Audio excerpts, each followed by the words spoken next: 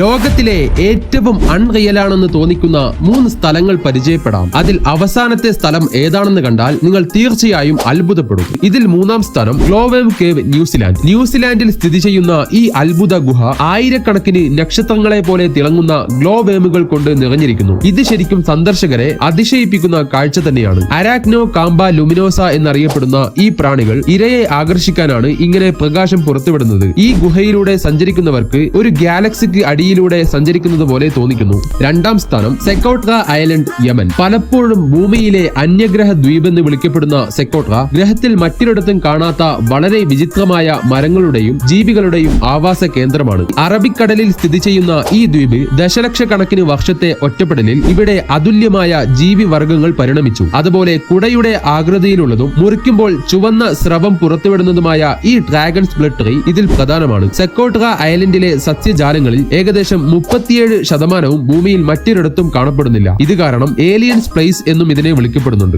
1-ാം സ്ഥാനത്ത് ആരാണെന്ന് അറിയുന്നതിന് മുമ്പേ ചാനൽ ഒന്ന് സബ്സ്ക്രൈബ് ചെയ്യാനും ലൈക്ക് ചെയ്യാനും മറക്കല്ലേ. ഇതിൽ 1-ാം സ്ഥാനം സലാർ ഡി ഉയുഗി, ബൊളീവിയ. 10,000 സ്ക്വയർ കിലോമീറ്ററിലധികം വിസ്തൃതിയുള്ള ഭൂമിയിലെ ഏറ്റവും വലിയ ഉപ്പ് പരന്ന പ്രദേശമാണിത്. അതായത് ചില രാജ്യങ്ങളെക്കാളും വലുത്. ഇവിടെ മഴ പെയ്യുമ്പോൾ ഒരു നേർത്ത പാളി പോലെ വെള്ളം ഇതിന്റെ ഉപരിതലം മൂടുകയും ഒരു വലിയ കണ്ണാടി പോലെ ആവുകയും ചെയ്യുന്നു. ഇത് മുകളിലെ ആകാശത്തെ പ്രതിഫലിപ്പിക്കുകയും ചെയ്യുമ്പോൾ ഒരു അത്ഭുതകരമായ കാഴ്ചയാക്കി ഇതിനെ മാറ്റുന്നു. ഇതിൽ ഏത് സ്ഥലമാണ് നിങ്ങൾക്ക് കൂടുതൽ ഇഷ്ടമായത്? കമന്റ് ചെയ്യൂ.